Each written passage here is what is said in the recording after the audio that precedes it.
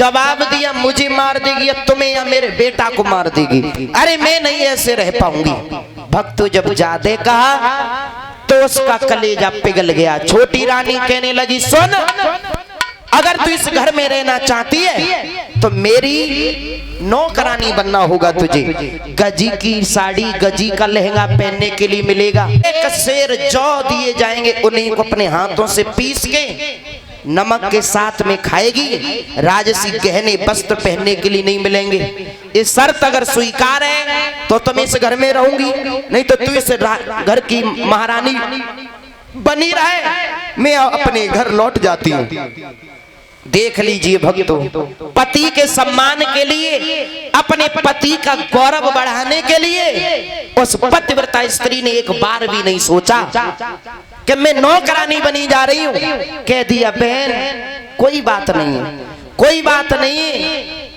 अरे मेरे नसीब में मैं सोच लूंगी, इतने ही दिन तक राज्य था, अब राज्य नहीं है, मैं तेरी नौकरानी बन जाऊंगी।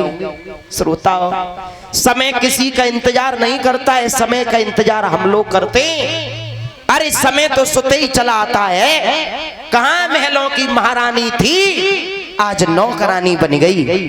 भक्तों, गजी का लहंगा, गजी की साड़ी पहनी, फटा हुआ बांस लेकर के आई और महाराज के चरणों को छुआ तो महाराज रोने लगे। देख ले, मैंने तुझसे कहा था, तूने नहीं माना, मेरी विवाह करा दिया, अब देख ले क्या हो गया। तो बड़ी रानी सुनीति कह रही है महाराज रोने के लिए तो मैं ही काफी हूं, तुम क्यों रो रहे हो? तुम चिंता ना कीजिए, मैं अच्छी तरह रहूंगी। श्रोताओ,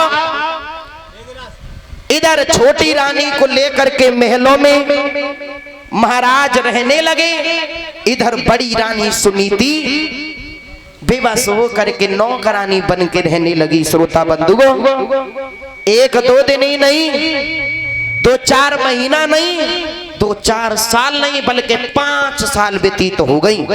5 वर्ष परीक्षित महाराज अपने पति का चेहरा नहीं देखा। सुनीति ने रोने लगी। सुनीति कहने लगी अब मेरे पति भी मुझे भूल गए। अरे मुझे ये नहीं मालूम था कि मेरे पति भी मुझे भूल जाएंगे, अब मैं नहीं रह पाऊंगी। महाराज थोड़े विलंब हो गया जंगल में। इधर सुरची ने मंत्री को पूछ लिया, ए मंत्री, मेरे महाराज तुम्हारे साथ गए थे लेकिन वो कहाँ हैं? जवाब दिया महारानी, वो तो जंगल में बढ़ते ही चले गए, मैं पीछे रह गया। मैंने बहुत समझाया महाराज को, महाराज लौट चलो, लौट चलो, लेकिन महाराज नहीं लौटे। सुरची कहने लगी चिंता ना करो, मेरे पति बहुत बड़े बलवान हैं, आ जाएंगे, तुम आराम करो, जाके जाओ। भक्तों, भक्तजनों, इधर बताया महारानी आराम से कुंडी लगा के सो गई। महाराज थोड़े विलंब से आए, भोले बाबा की कृपा से परीक्षित महाराज। महारानी सुरची को इतनी नींद आ गई कि उन्हें नहीं ध्यान रहा कि हमारे पति भी आएंगे। दरवाजा बंद किया, सो गई। महाराज लौट के आए, आवाज देने लगे, दरवाजा खटखटाने लगे, सुरची दरवाजा खोलो, दरवाजा खोलो। लेकिन दरवाजा नहीं खोला क्योंकि वो तो घोर निद्रा में सो रही थी। महाराज कहने लगे देख लो भैया, एक और मेरी धर्म पत्नी थी जिसका नाम था सुनीति। जब तक मैं भोजन नहीं कर लेता भोजन नहीं करती थी, जब तक मैं सो नहीं जाता था सोती नहीं, और एक ये भी है मेरा इंतजार ही नहीं किया, आराम से सो गई। देखते हैं आज अपनी बड़ी रानी सुनीति को कि वो कैसे रह रही है। घोड़ा को लौटा दिया। इधर श्रोता उस दुखियारी को कहां नींद आ रही है।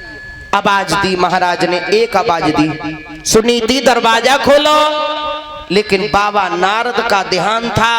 बाबा नारद ने कहा था कम सोना, कम खाना, किसी को गाली मत देना। तो नींद कहाँ रही उसे।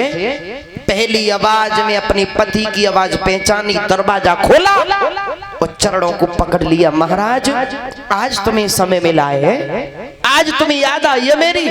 जवाब दिए, मैं क्या करें, तूने मेरी शादी करवा दी। नागिनी के समान वो मुझे देखती रहती है, मैं कहाँ जा रहा हूँ, क्या कर रहा हूँ, और इधर तो पैर करके भी नहीं सोने देती मुझे। आज वो सो गई, मुझे समय मिल गया, इसीलिए मैं आ गया। भक्तों,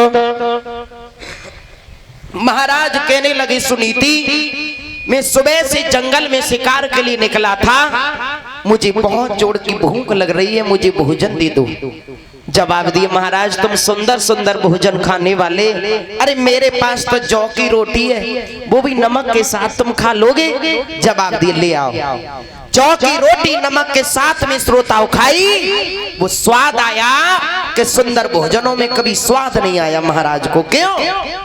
क्योंकि भक्तों, जब भूख नहीं लगी हो, भूख नहीं लगी हो तो कितने सुंदर पकवान ला के रख दो, जब भूख नहीं है तो उनमें कोई आनंद ही नहीं आएगा। और भूख लगी है तो रूखी सूखी कैसी भी